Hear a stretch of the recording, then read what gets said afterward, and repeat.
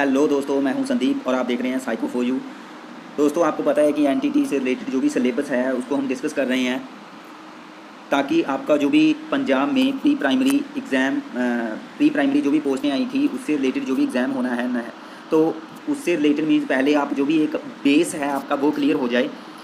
सो अगर आप बेसिक चीज़ें क्लियर कर दोगे सो जो भी साइकोलॉजिकल पोर्शन है तो उसमें आपका जो भी मीन्स 50% पार्ट है वो आपका कवर हो जाएगा। ठीक है, साइकोलॉजिकल पोर्शन का 50% पार्ट आपका कवर हो जाएगा, क्योंकि आपको पता है कि जो भी आपका एनटीटी का प्री प्राइमरी टेस्ट होने वाला है पंजाब में, सो उसमें अगर आपने सिलेबस देखा होगा तो लगभग 45 मार्क्स का जो सिलेबस रहेगा वो आपका साइकोलॉजिकल पोर्शन ही रहेगा, है ना।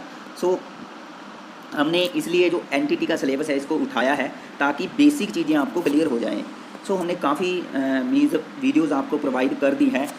सो लगभग जो अभी रिसेंटली हमारी वीडियोज़ चल रही हैं वो प्ले एक्टिविटी के रिगार्डिंग है ना। तो ये आपको पता होगा, जिसमें हम ज़्यादातर जो भी बच्चों को आपने प्री प्राइमरी एजुकेशन में जब बच्चे पुट हो जाते हैं सो कैसे उनको एक्टिविटीज़ करवानी है बच्चों को खेल से रिलेटेड, मीन्स जस्ट आपने बच्चों का कैसे इंजॉय करना है जिससे बच्चों को कुछ ना कुछ कॉन्सेप्ट जो हैं बच्चों के वो कहीं ना कहीं उनके नॉलेज मिल जाए बच्चों को। ठीक है, सो उसी से रिलेटेड हम चीज़ों को कर रहे हैं।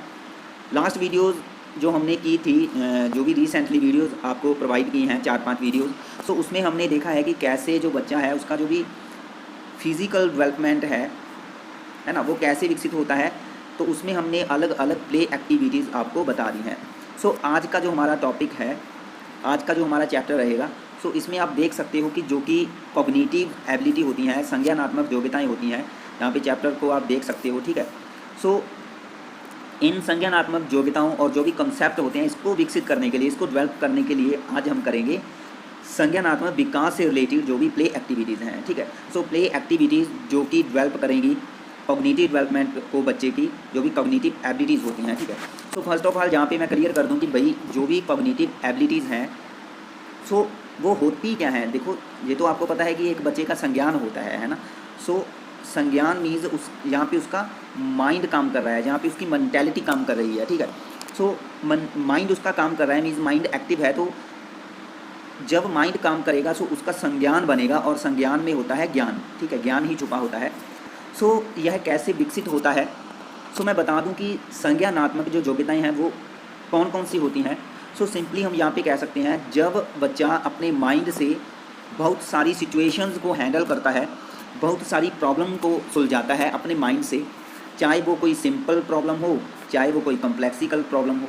ठीक है, बट होनी वो प्रॉब्लम चाहिए जहाँ कोई सिचुएशन में चीज़ों को हैंडल आउट करता है, शॉर्ट आउट करता है। सो जब वह अपने माइंड से बहुत सारी प्रोसेस अपनाता है, यहाँ पे बहुत सारी प्रोसेस अपनाता है, सो उन प्रोसेस को यदि आप ध्यान से देखोगे तो आपको पता चलेगा कि बच्चे उनमें बहुत सारी चीज़ें करते हैं। जैसे कि बच्चे क्या करते हैं, थिंकिंग करते हैं। ठीक है, सो यह थिंकिंग भी एक संज्ञानात्मक योग्यता हो सकती है। बच्चे थिंकिंग में लॉजिकल थिंकिंग करते हैं, है ना। बच्चे थिंकिंग में कॉन्क्रीट वर्ड आपने सुना होगा, कॉन्क्रीट थिंकिंग करते हैं। बच्चे एब्स्ट्रैक्ट थिंकिंग भी करते हैं। ठीक है, एब्स्ट्रैक्ट थिंकिंग। सो ये थिंकिंग करना भी एक संज्ञानात्मक योग्यता है। ऐसे ही आप यहाँ पे ले सकते हो जनरलाइजेशन। ठीक है, जनरलाइजेशन संज्ञानात्मक योग्यता है। डिस्क्रिमिनेशन ले सकते हो आप, ये भी एक संज्ञानात्मक योग्यता है। इसमें अगर मैं बात करूँ क्लासिफिकेशन की, ठीक है, ये भी एक संज्ञानात्मक योग्यता है।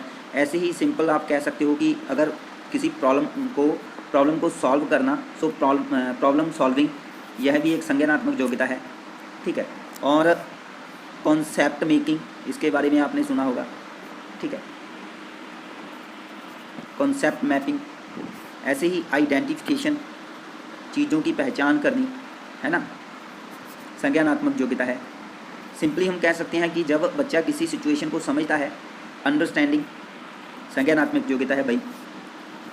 कॉम्प्रहेंशन, इसको आप संज्ञानात्मक योग्यता कह सकते हो, ये भी एक तरीके का बोध होता है, समझ होती है। कंपैरिजन करना, तुलना करना, ये भी एक संज्ञानात्मक योग्यता है। और चीज़ों को सीरीज़ में लगाना, सीरिएशन जिसको हम बोलते हैं, ये भी संज्ञानात्मक योग्यता है। सिमिलैरिटीज़ होती हैं, समानताएं होती हैं, ठीक है, वो संज्ञानात्मक योग्यता हो सकती है। मैचिंग करना संज्ञानात्मक योग्यता हो सकती है। सो ये बहुत सारी ऐसी प्रोसेस हैं जिसको हम कॉग्निटिव एबिलिटीज़ बोल सकते हैं। क्लियर है?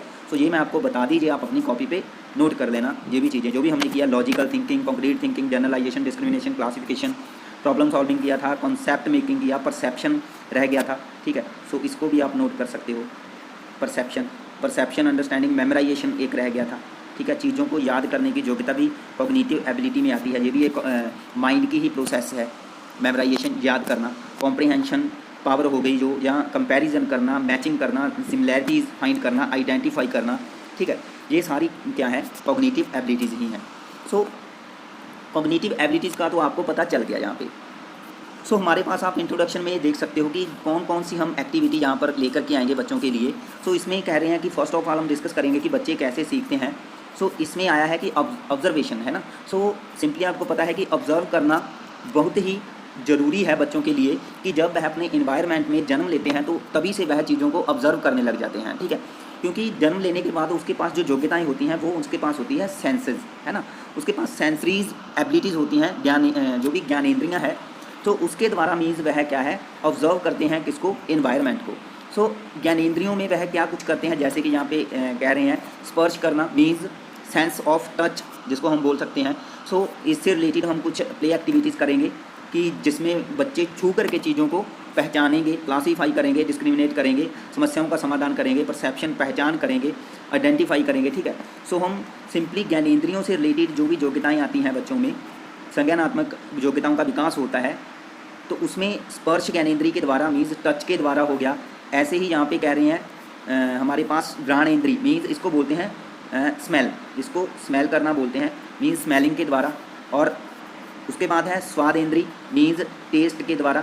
ठीक है, बच्चे जब सीखते हैं तो इससे रिलेटेड प्ले एक्टिविटीज़ करेंगे। उसके बाद है दृष्टिएंद्रिय और श्रवणेंद्रिय मीन्स दृष्टि हम सिंपली जब चीज़ों को देखते हैं विज़न करना, और जब चीज़ों की जो प्रॉपर आवाज़ होती है, किसी भी चीज़ की आवाज़ हो गई, हियर करना या सिंपली लिसन करना भी आप इसको बोल सकते हो। ठीक है, सो हियरिंग, विज़न, टेस्ट और स्मेल करना, टच करना। ठीक है, यह है जो भी हमें मीन्स हमारे पास जब बच्चों के पास ज्ञानेंद्रियाँ होती हैं, सो उसके माध्यम से चीज़ों को क्लासीफाई करते हैं, आइडेंटिफाई करते हैं, अंडरस्टैंडिंग होती है, परसेप्शन होती है। ठीक है, उसका जो भी डिस्क्रिमिनेशन है, जनरलाइजेशन है, लॉजिकल थिंकिंग है, वो सारी लगाते हैं जब वह अपनी ज्ञानेंद्रियों का ही यूज़ करके मीन्स ये सब कर रहे होते हैं। ठीक है, सो हम इंट्रोडक्शन में आप देख सकते हो उसे मीन्स ज्ञानेंद्रियों से रिलेटेड जो भी खेल क्रियाएं हैं वो यहाँ पे डिस्कस करेंगे। कुछ क्रियाएं यहाँ पे खेल हम उसके बारे में पढ़ेंगे जो कि बच्चों की मेमोराइजेशन पावर होती है, जो मेमोरी होती है उसको मीन्स कैसे बढ़ाएं, विकास करें उसका, वो पढ़ेंगे यहाँ पे। जो भी संज्ञानात्मक योग्यताएँ हैं जैसे कि मिलान करने की योग्यता, वर्गीकरण करना मीन्स मैचिंग करना, क्लासीफाई करना, और जैसे कि कुछ आपस में रिलेशन होता है ना चीज़ों का, तो उन रिलेशन को पहचानना। उसके बाद कह रहे हैं सीरीज़ में लगाना चीज़ों को, जहाँ पे कह रहे हैं ना क्रमबद्ध करना, इसको थोड़ा जूम कर देता हूँ, क्रमबद्ध करना है ना। और ऐसे ही जो भी घटनाएं होती हैं उसका क्या कारण है और उसका हमारे समाज पर या किसी विशेष व्यक्ति पर या इन्वायरमेंट पर क्या प्रभाव पड़ता है। सो इससे रिलेटेड सभी हम खेल क्रियाएँ पढ़ेंगे जो आप देख सकते हो, क्योंकि हमारा जो सेशन चल रहा है, ठीक है, सो यह एक प्ले एक्टिविटी से ही रिलेटेड चल रहा है। क्योंकि आपने सिलेबस में देखा होगा तो वहाँ पे स्पेशल क्या रोल है गेम्स का, प्ले का बच्चों की एजुकेशन में या बच्चों के लिए, सो वो स्पेशल उन्होंने मेंशन किया है।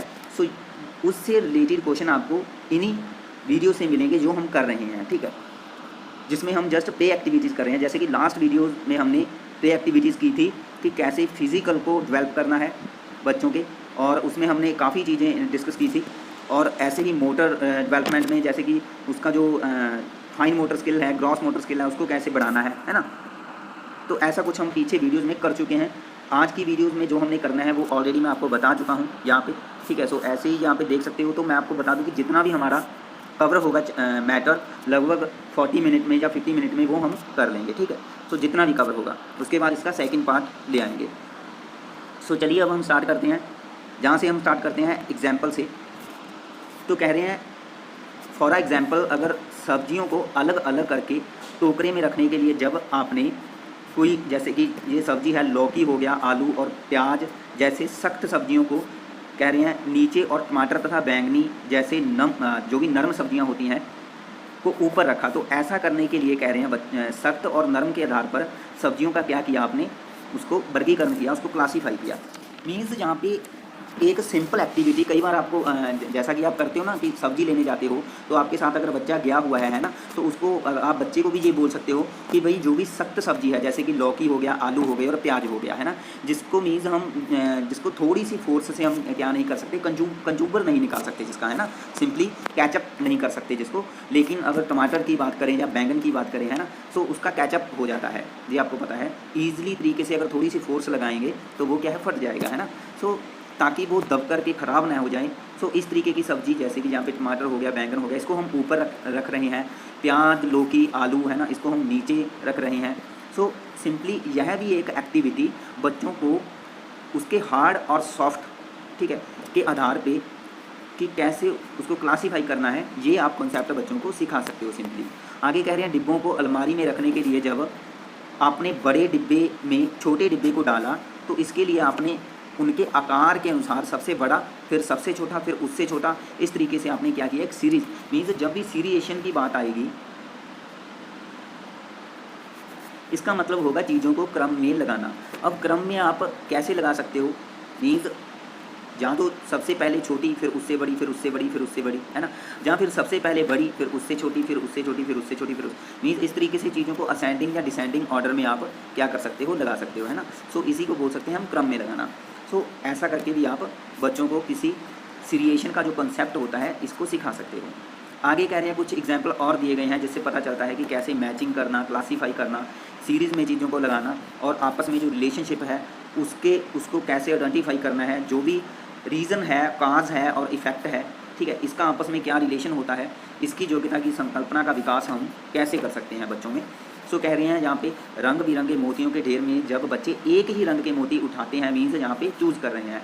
सो इस कार्य में मिलाने की योग्यता शामिल होती है। मीन्स रंग बिरंगे मोतियों के ढेर में से जब एक ही रंग के मोती उठा रहे हैं, तो यहाँ पे मिलान करके, मीन्स अलग अलग रंगों के यहाँ पे मोती हैं, है ना।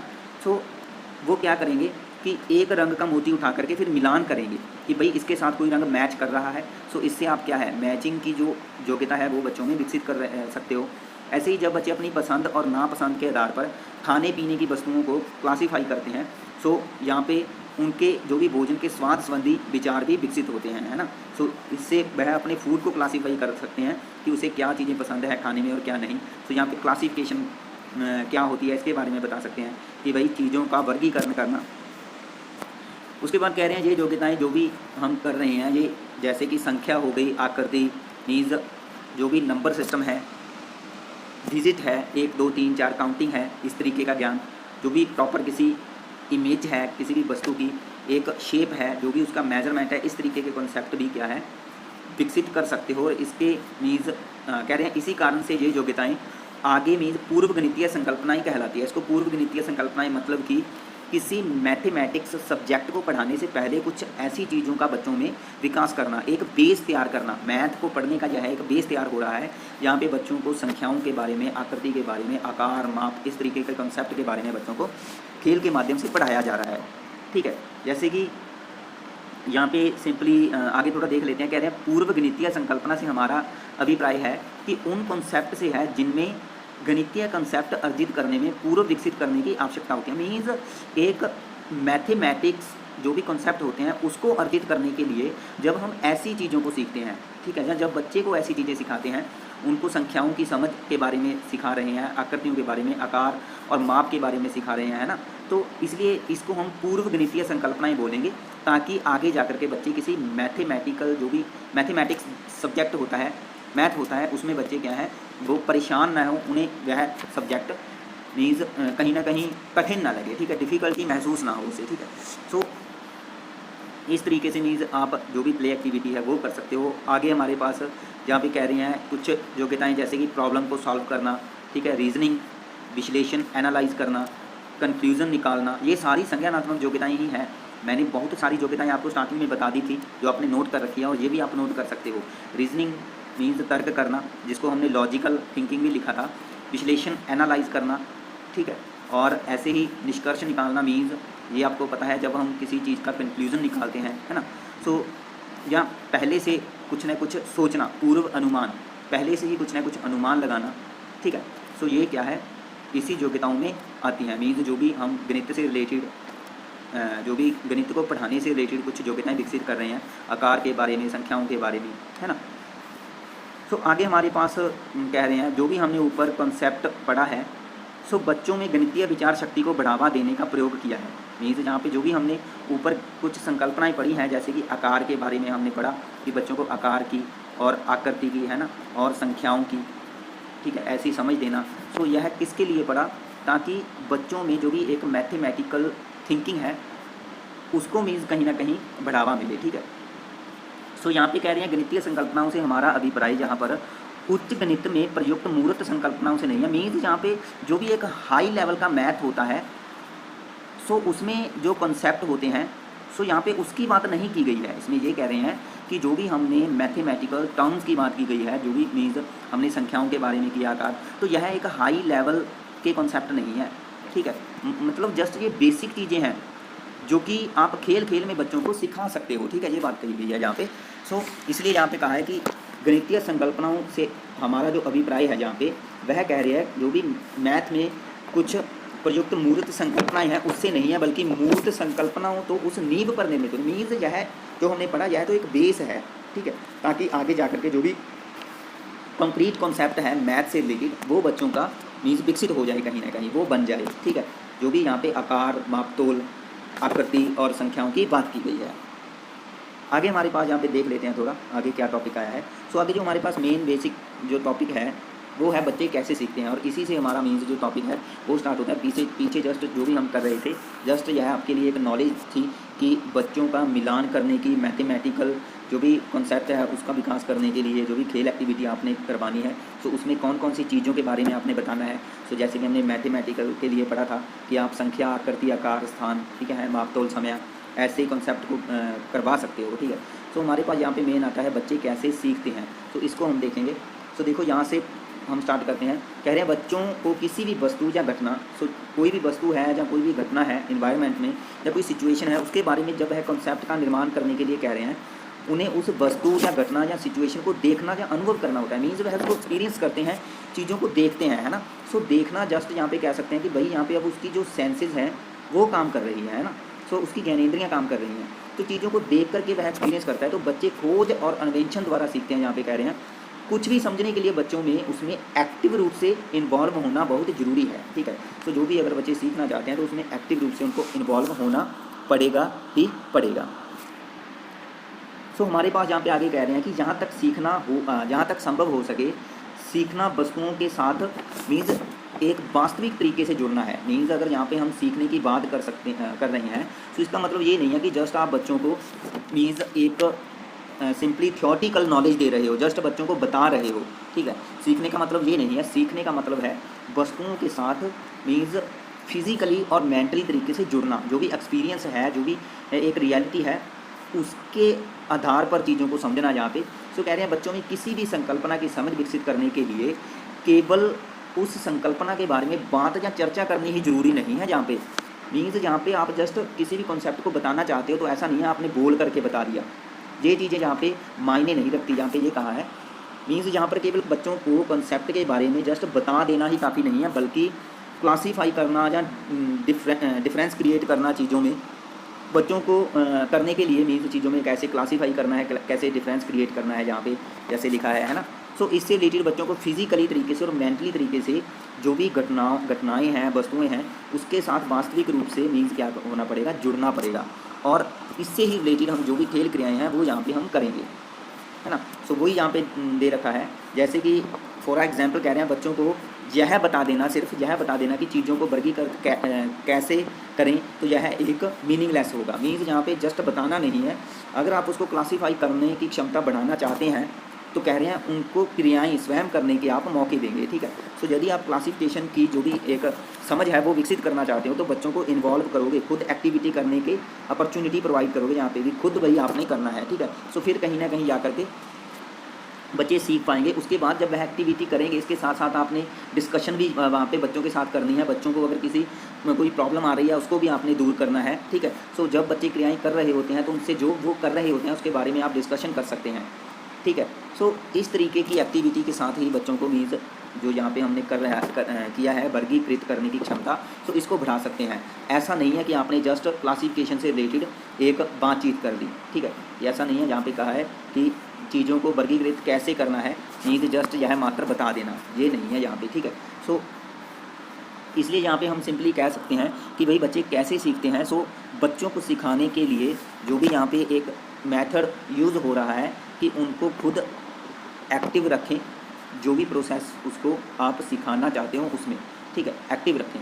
या जो भी कॉग्निटिव एबिलिटी से रिलेटेड कॉन्सेप्ट है, अगर आप उसको उस कॉन्सेप्ट को विकसित करना चाहते हैं तो उस कॉन्सेप्ट में जो भी चीज़ें हैं उसको करने के मौके दें बच्चों को, ठीक है। मीन्स सिंपल बात आती है कि भाई एक्टिव रखें।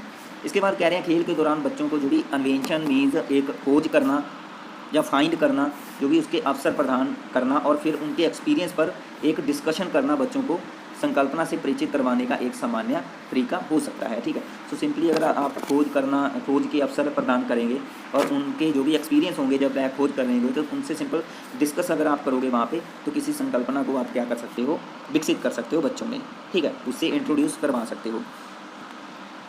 यहाँ पे हमारे पास कह रहे हैं कि यहाँ पर दोबारा इसी तथ्य पर बल देना इसलिए ज़रूरी है क्योंकि ज़्यादातर अगर हम प्री प्राइमरी स्कूल या नर्सरी स्कूल या केजी स्कूल में का मुख्य उद्देश्य बच्चों को पढ़ाई में होशियार या निपुण बनाना होता है। मीन्स अगर बात करें प्री प्राइमरी स्कूल की, केजी सिस्टम की, तो ज़्यादातर ना माता पिता ये सोच करके पुट कर देते हैं कि भाई अगर बच्चा स्टार्टिंग में ही स्कूल मीन्स इस तरीके के स्कूल में जाने लग जाएगा तो भाई उनका बच्चा होशियार होगा या निपुण होगा। तो ज़्यादातर जो सेंटर होते हैं, जो भी प्री स्कूल होते हैं, प्री प्राइमरी, तो कह रहे हैं उस सेंटर में इस उद्देश्य की प्राप्ति के लिए बच्चों को खेल से वंचित कर दिया जाता है, ठीक है। टीचर्स यहाँ पर यह भूल जाते हैं कि बच्चों को खेल के माध्यम से मीन्स बच्चे खेल के माध्यम से सीखते हैं। सो वह इसके विपरीत मीन्स बच्चों को क्या करवाने लग जाते हैं, जैसे कि अंकों के बारे में बताना कि भाई काउंटिंग करवाने लग जाते हैं, है ना, गिनती लिखवाने लग जाते हैं, जैसे कि यहाँ पे हम लिख देते हैं 1 2 3, है ना, 4 5 जो भी है 1 2 3 4 जो भी आप डिजिट वाइज उसको करवाने लग जाते हो।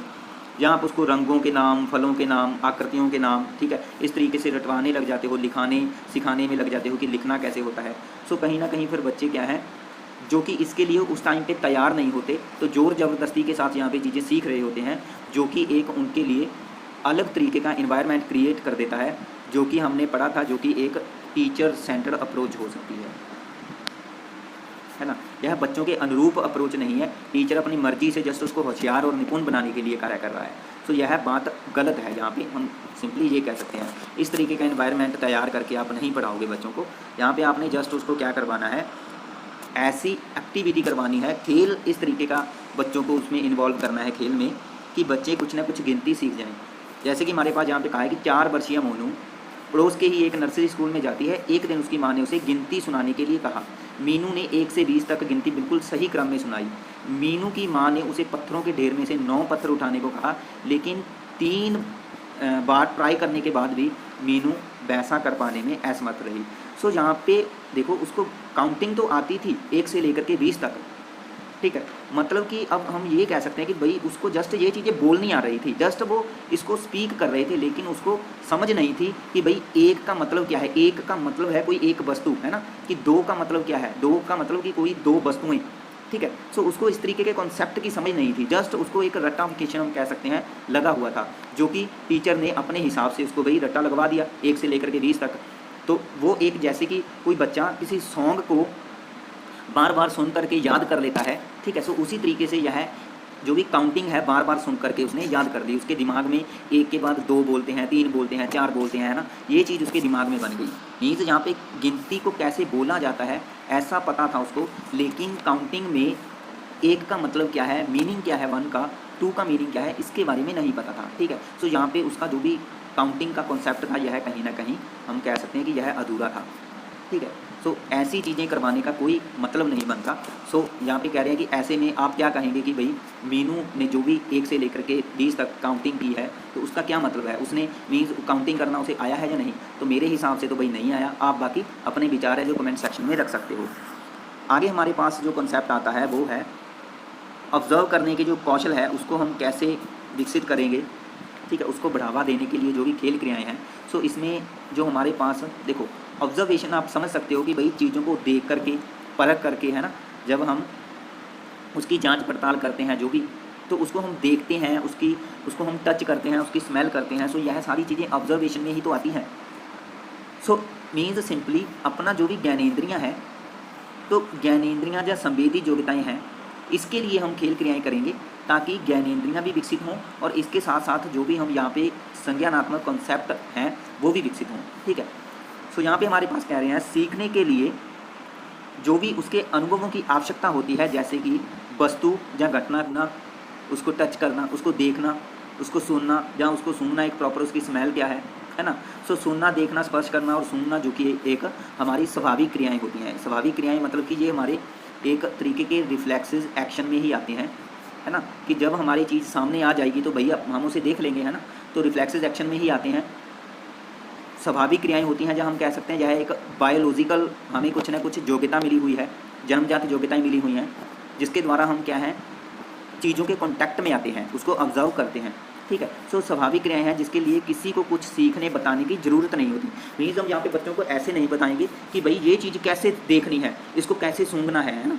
मीन्स उसके पास एक अंग है, एक ज्ञानेंद्रिय है जो अपने आप उस चीज़ को परसीव कर लेगी, चाहे आप सुनने से रिलेटेड लगा लो, चाहे देखने से, या स्पर्श करने, या सूंघने से, ठीक है, या टेस्ट करने से। सो यहाँ पे इस चीज़ को बताने की ज़रूरत नहीं होती। सो इन ज्ञानेंद्रियों पर आधारित खेल क्रियाएं आप क्या है ऑर्गेनाइज करके बच्चों को वस्तुओं और घटनाओं का जो भी ब्रॉडली तरीके से आप क्या है मीन्स उसको एक्सप्लेनेशन दे सकते हो, समझा सकते हो, ऑब्जर्व करने में उसकी सहायता कर सकते हो। सो प्रत्येक क्रिया के बारे में कह रहे हैं पढ़ते हुए, उसके द्वारा जो भी एक निर्मित या सुदृढ़ होने वाली संकल्पना को यहाँ पे हम नोट करेंगे और जो आपके लिए कहीं ना कहीं उपयोगी व सहायक होगा। सो देख लेते हैं हमारे पास फर्स्ट हमारे पास जो एक्टिविटी आई है खेल से रिलेटेड, वो है सेंस ऑफ टच से संबंधित। ठीक है। यहाँ पे मीन्स बच्चों को टच करके चीज़ों को सिखाना है, क्योंकि यहाँ पे सेंस ऑफ टच है ना। सो इससे सिखाना, लेकिन बच्चे कहीं ना कहीं जब एक्टिव होंगे तो खेल को भी इंजॉय करेंगे यहाँ पे। ठीक है। सो इसमें कह रहे हैं, नाम से तो आपको पता चल ही गया होगा। सो कह रहे हैं खेल क्रियाएँ स्पर्श इंद्रियों को प्रखर करने में सहायक होती हैं। ठीक है। उनके द्वारा आप बच्चों की विभिन्न प्रकार के अनुभव क्या है प्रदान कर सकते हो। मीन्स खेल क्रियाओं की बात करें, सो खेल क्रियाओं में बच्चे, ये हमें पता है कि अपनी जो भी टच से संबंधित जो भी एक सेंस है उसमें, सो यह भी उसका मीन्स कहीं ना कहीं शार्प होती है। उन्हें पता चलता है चीज़ों को जब छू करके देखते हैं, सो वह उनका मूल्यांकन करते हैं, उसको ऑब्जर्व करते हैं। मीन्स चीज़ सख्त है, हार्ड है, सॉफ्ट है, मीन्स नरम है या मुलायम है ना, कुछ भी मीन्स वह गर्म है, ठंडी है। सो ये चीज़ों की जो भी ज्ञान है, नॉलेज है, इस चीज़ों को वह पहचान सकेंगे स्पर्श करके। तो यहाँ पे हम देख लेते हैं कैसे क्या कुछ आया है। कह रहे हैं यहाँ पर बच्चे जिन वस्तुओं से खेलते हैं उन्हें वह स्पर्श भी करते हैं, ये हमें पता है। तो यह निश्चित करें कि आपने अपने जो भी प्री प्राइमरी स्कूल है, सो उसके लिए जो आपने मटेरियल चुना है कि जिससे बच्चे खेल सकें, उसमें कौन कौन सी चीज़ें आई हैं, तो वह अलग अलग चीज़ें होनी चाहिए। जैसे कि आप उसमें कौन कौन से मटेरियल ले सकते हो उसके लिए, जैसे कि यहाँ पे लकड़ी, कपड़ा, कागज़, धातु, मिट्टी, है ना, इस तरीके का मटेरियल चूज़ कर सकते हो जिससे बच्चों को इनकी समझ भी विकसित हो, उनको टच करके। जब बच्चे कह रहे हैं इस सामग्री के साथ खेलते हैं, तो आप उसकी जो भी बुनावट है, मीन्स बुनावट का मतलब इसका क्या स्ट्रक्चर है, लकड़ी की, कपड़े की, कागज़ की, है ना, इसके बारे में डिस्कस कर सकते हो। उनसे पूछो कि चीज़ों को स्पर्श करने पर उन्हें कैसा फील होता है। सो लकड़ी उसे जैसे कि सख्त लगेगी, कपड़ा उसे मुलायम लगेगा, कागज़ उसे मुलायम लग सकता है ना। सो स्पर्श करने से आपको क्या फील होता है, मीन्स कोई चीज़ आपको कोमल लगती है, सख्त लगती है, नरम, है ना, कठोर, गर्म, ठंडी, तो ये क्या है, इससे वह इंट्रोड्यूस होंगे। तो खेलने वाली जो उसकी चीज़ें होती हैं, उन्हीं के द्वारा आप उनको जो भी हार्डनेस है, सॉफ्टनेस है, इस तरीके की क्वालिटीज़ होती हैं जो मटेरियल में, इसका ज्ञान आप दे सकते हो। नेक्स्ट हमारे पास आया है अलग अलग बनावट की कुछ ऐसी वस्तुएं जिनसे बच्चे परिचित हों। मीन्स जिन वस्तुओं को, इनको मीन्स जो भी हम यहाँ पे वस्तुएं ले रहे हैं, ऐसी वस्तुएं लें जहाँ पे जो भी उन वस्तुओं को बच्चे जानते हों, उन्होंने अपने आसपास घर में देखी हों वो वस्तुएं। तो कह रहे हैं जिनसे बच्चे परिचित होते हैं, एक थैले या एक बक्से में डालें, बच्चों को थैले में हाथ डालकर बिना वस्तुओं को देखे जस्ट टच करके उन्हें पहचानने के लिए कहें। तो जिन वस्तुओं से वह खेलते हैं, जैसे कि आप उसमें बॉल ले सकते हो, कुछ रेत ले सकते हो, ठीक है, या कुछ मीन्स प्लास्टिक की कुछ भी आप उनके खिलौने ले सकते हो, ठीक है, कांच के कुछ खिलौने ले सकते हो, बट ध्यान रहे कि वो कांच शार्प नहीं होना चाहिए, कहीं बच्चों को चोट लग जाए। कपड़ा ले सकते हो, लकड़ी ले सकते हो, गुटके, लकड़ी के गुटके ले सकते हो, ठीक है। तो उनको बॉक्स में डाल दें और बच्चों को कहें कि जिस चीज़ को आपने टच करना है उसको बिना देखे आपने बताना है और उसी चीज़ को आपने निकालना है ना, बॉक्स से। सो ये भी बच्चों के लिए कहीं ना कहीं इंटरेस्टिंग खेल हो सकता है। उसके बाद कह रहे हैं केंद्र में जो भी एक मैदान में, ग्राउंड में अलग अलग बनावट की आर्टिफिशियल जो भी सतह निर्मित कर सकते हो आप, मीन्स अपने आप बना सकते हो आप कि कुछ ऐसा क्षेत्र जहाँ पे आप घास उगाएं, कुछ पर रेत रखें, कुछ पर बुरादा डाल दें, कुछ पर ईंटें बिछा दें, कुछ पर चीकने पत्थर रख दें, ठीक है, जिसमें मीन्स ज़्यादा स्लाइडिंग होते हैं, स्लाइड होता है जिसमें, है ना। और कुछ क्षेत्र कह रहे हैं मूल रूप से रहने दें जैसे वह क्षेत्र है। सो बच्चों को इस तरीके से आप अलग अलग जो भी आपने एक सरफेस क्रिएट किया है आर्टिफिशियल, कहीं पर घास लगाई है, कुछ रेत रखा है, तो कह रहे हैं नंगे पांव चलने को कहें, ठीक है। इसके बाद आप बच्चों के साथ यह डिस्कस करें कि आपको जो भी सरफेस था वह किस तरीके का फील हुआ, कि चिकना, खुरदरा, है ना, या ठंडा या गर्म। सो इसके अलावा आप उन्हें यह एक्टिंग करने को भी कह सकते हो, अभिनय करने को भी कहें कि मानो वे घुटनों तक पानी भरे स्थान व कीचड़ या कंटीले स्थानों पर चल रहे हैं। इस तरीके की आप एक्टिंग करने के लिए भी कह सकते हो उनको, ठीक है। तो यहाँ पे उनको जो भी कंटीले स्थान, ऐसा नहीं है कि भाई उनको चलाना है, मीन्स उनको जस्ट एक्ट करने के लिए कहा गया है, क्योंकि पानी से भरा और कीचड़ से भरा और कंटीले स्थानों पर हमें पता है कि भाई नहीं चल सकता है ना, कि भाई कांटों से भरा एरिया है तो वहाँ थोड़ी चलेगा बच्चा, ठीक है। सो जस्ट उसको करना है कि आपने फील करना है। सो ऐसे में भी टच करने से जो संबंधित नॉलेज है वो दे सकते हो। और यहाँ पे आप जो भी एक सरफेस क्रिएट कर रहे हो इसमें बच्चों को भी इन्वॉल्व करिए, है ना, जो हमने पढ़ा इस एक्टिविटी में, इसमें बच्चों को भी इन्वॉल्व करिए। तो इससे बच्चों को घास कैसे लगाते हैं, है ना, तो इसकी नॉलेज आएगी। बुरादा किस तरीके से मीन्स होता है, रेत हो गई, ईंटें हो गई, ईंटों पर मीन्स पैर रखने से कैसा फील होता है ना, तो ये सारी चीज़ें बच्चे सीखेंगे। उसके बाद कह रहे हैं एक जो भी कार्डबोर्ड होता है उसका एक टुकड़ा लें, 10 सेंटीमीटर की चौड़ाई वाले चौकोर टुकड़े काट कर निकालें। तो इसमें 10-10 सेंटीमीटर की चौड़ाई वाले एक आप चौकोर टुकड़े निकालें, है ना। इसके बाद कह रहे हैं इन टुकड़ों पर एक तरफ गोंद लगाएं, ठीक है, मीन्स गम लगा दें ताकि कुछ ना कुछ चिपकाना होगा। तो कह रहे हैं 2 कार्डों पर आप जो बालू है, मीन्स यह मिट्टी ही होती है, चिपकाएं, और 2 पर आप कंकड़ चिपका दें। अन्य 2 कार्डों पर लकड़ी का बुरादा चिपका सकते हो। एक जोड़े पर आप मखमल लगा सकते हो, यहाँ पे जो मुलायम होती है, मखमल का कपड़ा ले सकते हो। सो इस तरीके से आप स्पर्श के द्वारा मीन्स जो भी आपने इसी कार्डबोर्ड पर इस तरीके से मिट्टी है या लकड़ी का बुरादा है, यह गम से चिपकाया है ना। सो स्पर्श के बोध के लिए मीन्स उनको अलग अलग बनावट का एक जोड़ा जो भी है वो हो, उनके साथ आप एक खेल खेल सकते हैं। कह रहे हैं आप बच्चों को कार्डों को बांटकर, मीन्स ये एक कार्ड नहीं होना चाहिए, आपके पास कार्ड के जोड़े होने चाहिए। कह रहे हैं बच्चों कार्डों को बांटकर उनमें इनके साथ उन्हीं की बनावट जैसा दूसरा कार्ड जिस बच्चे के पास हो उसे ढूंढने के लिए कहें, ठीक है। तो मीन्स इस तरीके से वो क्या है कि जहाँ पे अपने कार्ड को जब टच करेंगे तो वह चीज़ों को फील कर लेंगे कि भाई उसे मखमल किस तरीके से फील हुई, बालू जो मिट्टी है वह किस तरीके से फील हुई। तो वह दूसरे अन्य बच्चों जिसके पास कार्ड है, क्योंकि हमने यहाँ पे ये कहा था ना कि कार्ड है वो जोड़ों में हो, मीन्स पेयर में होने चाहिए, कार्ड 2-2 होने चाहिए, है ना। सो मान लो कि कोई ए बच्चा है, सो उसका कार्ड उसके कार्ड जैसा एक कार्ड, ठीक है, जो कि हम कह सकते हैं एल बच्चे के पास है, ठीक है। तो वह उसको फाइंड करके उसके पास जाएगा क्योंकि उसके पास अपने जैसा ही कार्ड है और उसने कार्ड पर जो भी गम से चीज़ें चिपकाई है उसको उसने फील कर लिया है, ठीक है। और फिर वह फाइंड करेगा कि भाई दूसरा कार्ड किसके पास है। तो जो ए बच्चा है वह बी के पास, सी के पास, डी के पास, है ना, इस तरीके से जाएगा और एंड में उसको मान लो कि एल पर जा करके पता चल जाएगा कि भाई इसी तरीके का कार्ड है ना। तो इस तरीके से आप एक एक्टिविटी करवा सकते हो बच्चों को, ये स्पर्श से रिलेटेड ही है। कह रहे हैं जब बच्चे पार्क में खेलने जाएँ तो उन्हें कुछ क्रियाएँ हैं जो आप करवा सकते हो। कह रहे हैं उन्हें ऐसी वस्तुएँ इकट्ठी करने के लिए कहें जो स्पर्श करने में क्या हो, चिकनी हो, ठीक है। उदाहरण के लिए गोल चिकना पत्थर होता है जो, मखमली पत्ती हो गई, फूल की पंखुड़ी हो गई, मुलायम पंख हो गया, है ना, इस तरीके से। या फिर उन्हें आप कुछ ऐसे भी कह सकते हो जो क्या है, खुरदरे हों।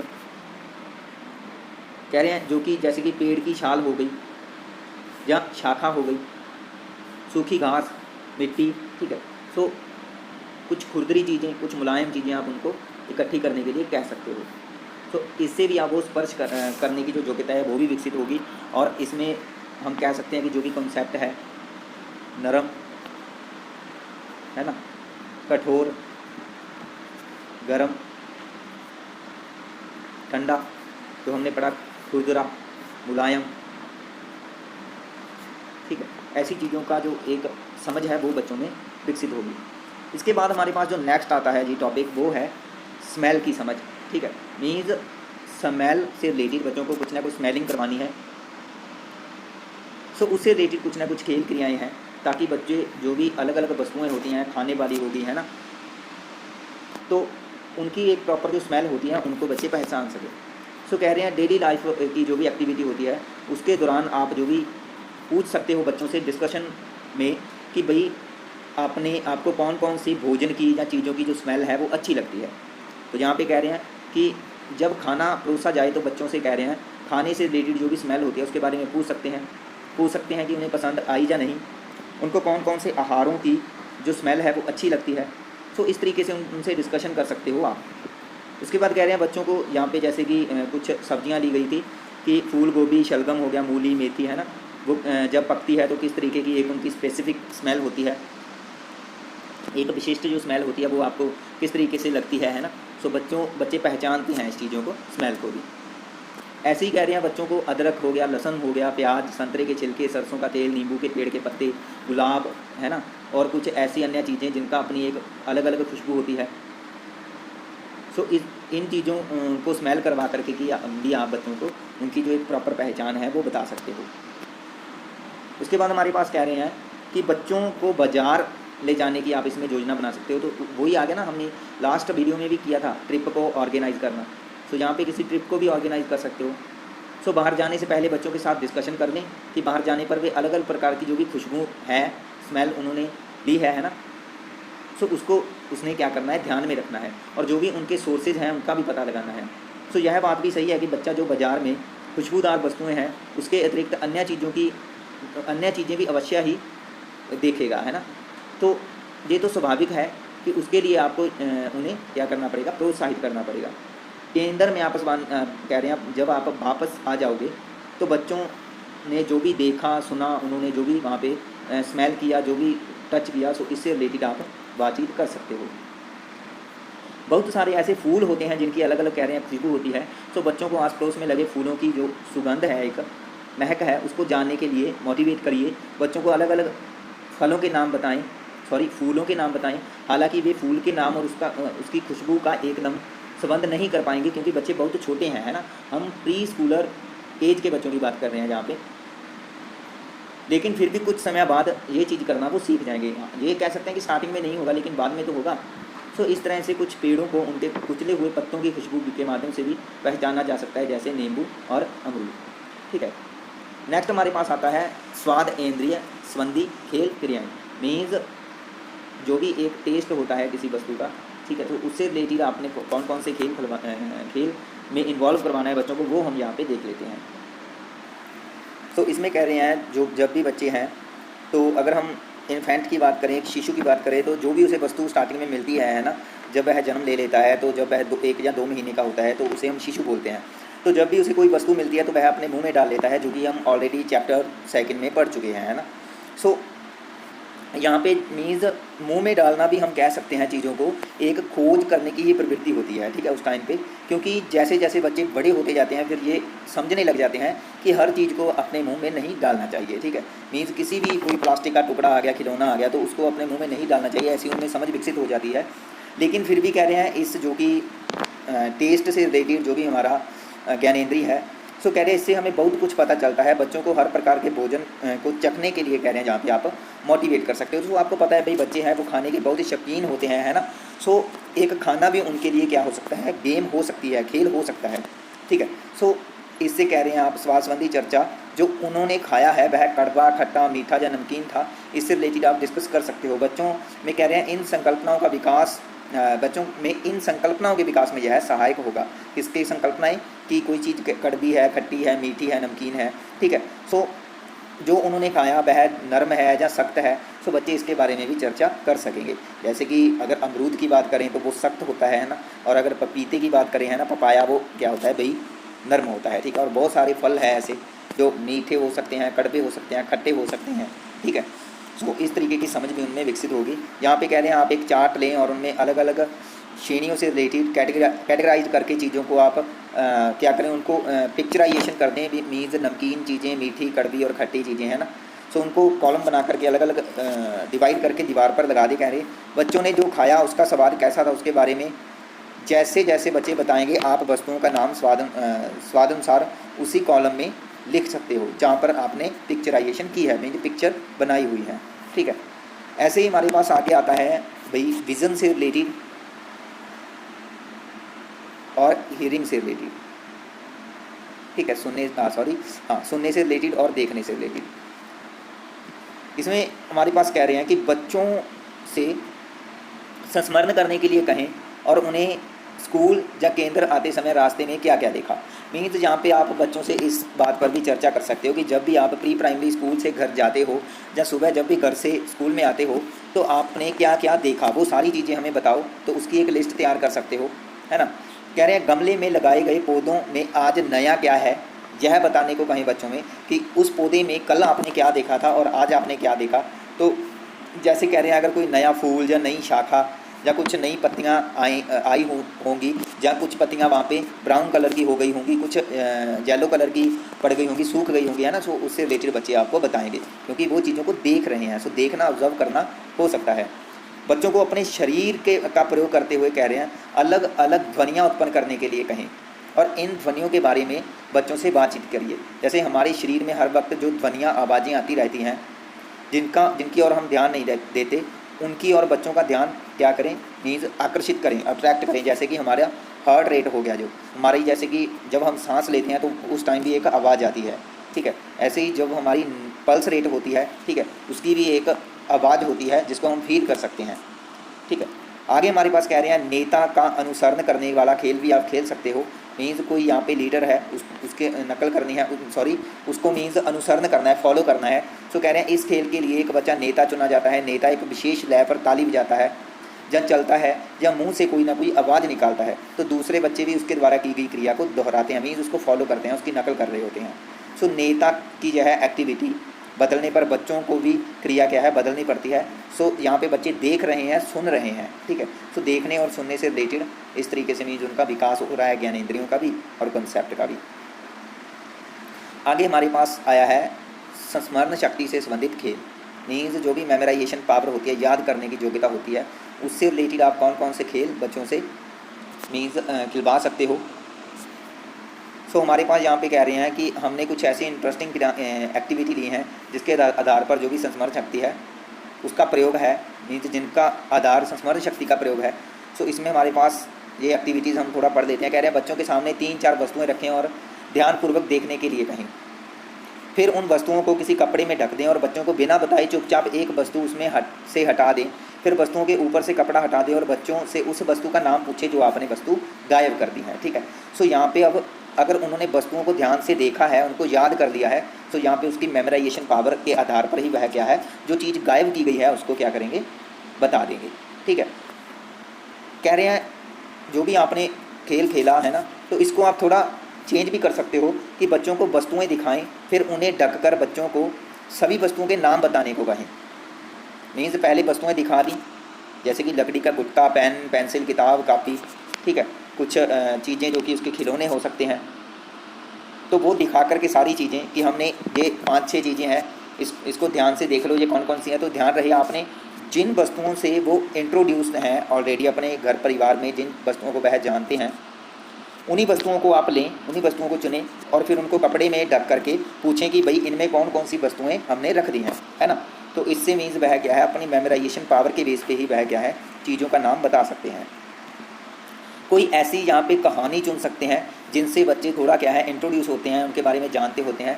सो इस कहानी से संबंधित जो भी घटनाएं हैं वो क्या है 7 से लेकर 8 कार्डों पर आप चित्रित करें, फिर इन कार्डों को एक साथ मिला दें और बच्चों से कहें कि वे कहानी में घटित घटनाओं के आधार पर कार्डों को क्या करें, सीरीज़ में लगाएं। ठीक है, सो जो भी कार्ड में पिक्चर होगी, है ना, और पिक्चर के अकॉर्डिंग जो भी पहली घटना होगी उसको वो पहले नंबर पे रखेगा और कार्डों में मीन्स घटनाओं को देखेगा। अगर चीज़ें याद की गई हैं तो उसको क्रमानुसार वह लगा देगा, सीरीज़ में लगा देगा, है ना। तो यह भी याद करने की एक अच्छी विधि हो सकती है। जो भी मेमोराइजेशन पावर है इसको बढ़ाने की एक अच्छा मेथड हो सकता है। कह रहे हैं एक ही आकार के 2 कार्ड लें, एक कार्ड पर 4 वस्तुओं के चित्र बनाएं और दूसरे कार्ड पर उन वस्तुओं में से कोई एक वस्तु को छोड़कर शेष उन्हीं तीनों चीज़ों के कह रहे हैं चित्र बनाएं।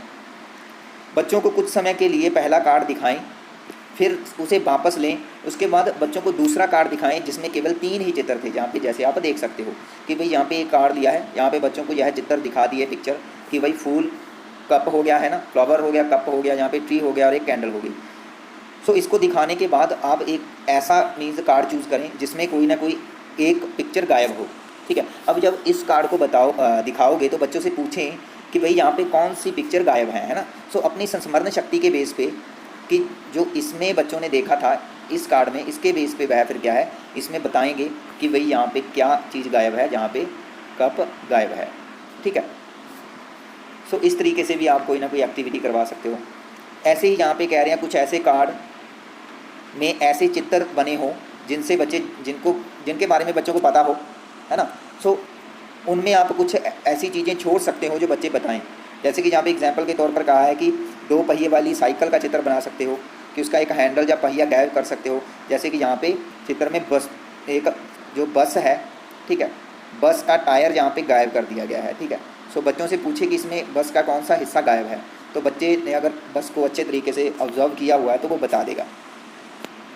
क्लियर है। सो यहाँ पे आप कुछ और चीज़ें भी ले सकते हो। सो इस तरीके से जो भी मेमोराइजेशन पावर है वो बच्चों की बढ़ेगी। आगे हमारे पास जो टॉपिक आता है वो है संज्ञानात्मक योग्यताओं के विकास को बढ़ावा देने के लिए खेल क्रियाएँ। अब यहाँ पे हमारे पास संज्ञानात्मक योग्यताएँ आई हैं कि मैचिंग करना, कंपैरिजन करना, क्लासीफाई करना, ठीक है, ऐसी चीज़ें हम यहाँ पे पढ़ेंगे। सो ये टॉपिक हम कल की क्लास में कर लेंगे। आज की क्लास में हमने जितना भी मैटर किया काफ़ी है, क्योंकि आपको मैंने पहले ही बताया था कि भाई अगर वीडियो नियर अबाउट 50 या 40 मिनट की नियर अबाउट हो जाएगी तो हम इसको नेक्स्ट पार्ट के लिए छोड़ देंगे।